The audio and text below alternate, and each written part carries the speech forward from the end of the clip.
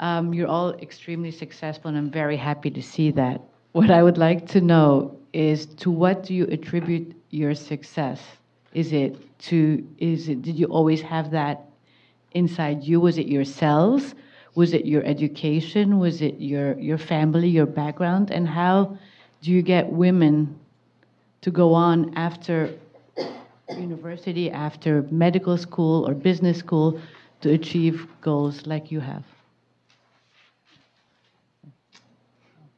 That's for all of you, I think. You should go first.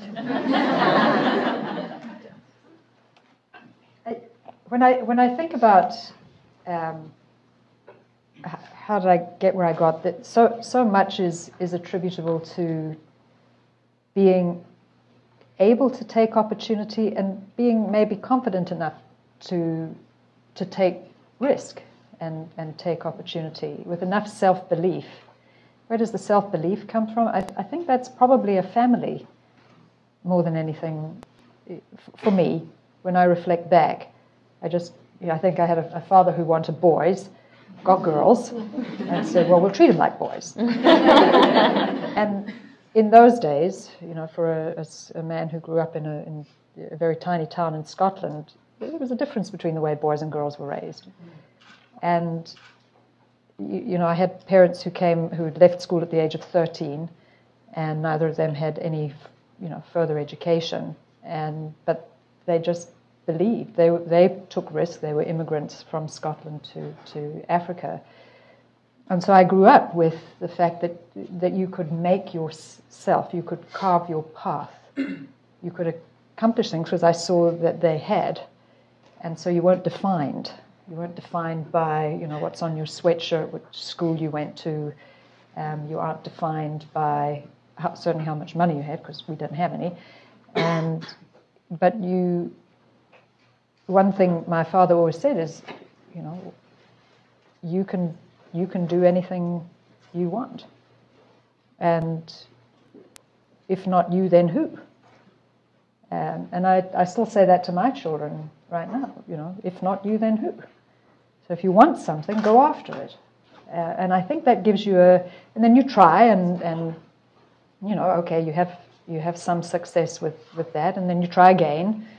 And that ability to believe in yourself enough to step out and try new things, I think, is what enables you to take the learning experiences that then allow you to be offered the opportunities later on. I'll take a piece then of what Deborah was saying and talk about confidence. And the advice that I would give to many of you is confidence gets built over time. And confidence gets built by taking risk. And many women don't take risks. So when you're in school and when you're early in your career, it's a wonderful opportunity to start taking risks, to find your voice. And as you do that, develop that confidence to continue to risk and grow. And, to your question, what was it that made us successful? No, it wasn't the school and it wasn't the degree. It was perseverance, it was confidence, it was taking a risk, it was embracing challenge.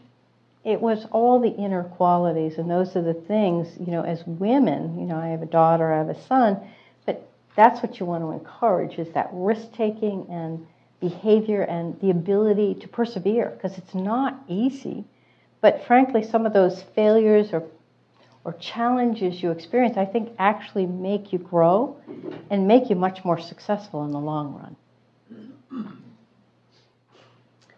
I would say, and maybe going back to Deborah, I think I was raised to believe that we are all given a certain set of talents, and that we really have an obligation to put them to some good use to make a difference. And so it was less of a encouragement, like go on, you can do it. It was very much of an expectation. What are you going to do with the talents you've received?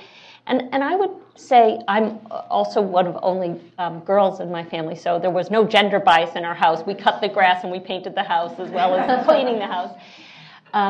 But I wouldn't say that being a CEO is by any stretch, a single metric of success. One of my sisters is a school teacher in middle school in Shrewsbury.